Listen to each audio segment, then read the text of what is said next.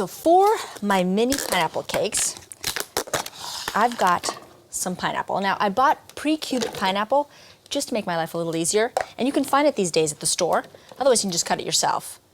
And if you can't find pineapple that's very juicy, you can just add a few tablespoons of pineapple juice because you're going to need it in there.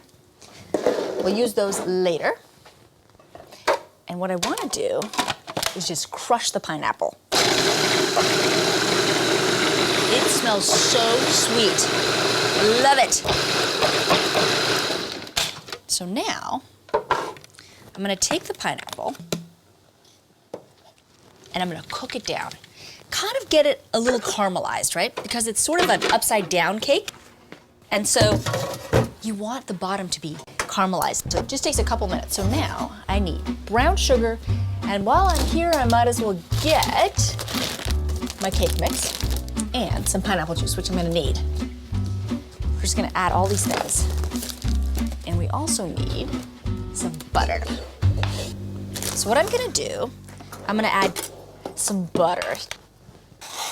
About 2 tablespoons of butter. We'll just cook it down, caramelize it, and kind of evaporate all of the liquid, and it gets nice and brown. All the sugar from the pineapple comes out, and it just caramelizes and is really yummy. I need half a cup of brown sugar. Kind of gives it a little bit of a smokier flavor to the pineapples. And you know, when pineapples aren't in season, you can use canned pineapple, but I just think it's so yummy to make it with fresh pineapple.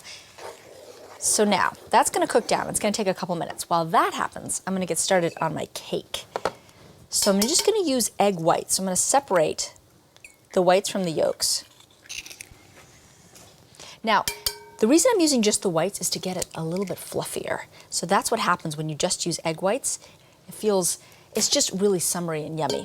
I wanna finish the meal on a light note, especially because we're also making fish today. So I thought it'd be a really nice way to finish it all off. Got the egg whites. I just want to break up the egg whites just a little bit before I add the rest of the ingredients.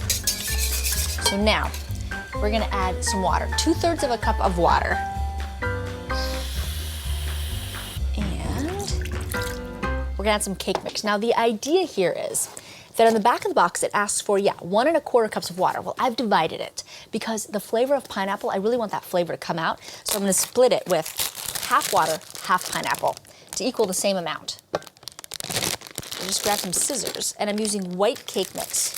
Now you're thinking cake mix, and I'm thinking, yeah, it's a lot faster and a lot easier, especially because I'm making a lunch, and I want these guys to cool off before we eat them. It's really good. It feels really light and fluffy, and I promise you nobody will even know it's cake mix. And vegetable oil, 2/3 of a cup of vegetable oil. And we're also gonna add some pineapple juice. Keep that pineapple flavor going. This little can is actually 2/3 of a cup, so we're gonna dump that right in there. And if you get a really, really juicy pineapple, then you can use the fresh pineapple juice. Just mix it all together.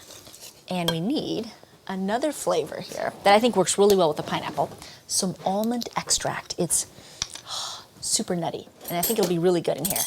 So 1 1/2 teaspoons of almond extract. Right there, yeah. It perfumes the whole cake. Again, by adding lots of flavor to the cake mix, they never know it's cake mix.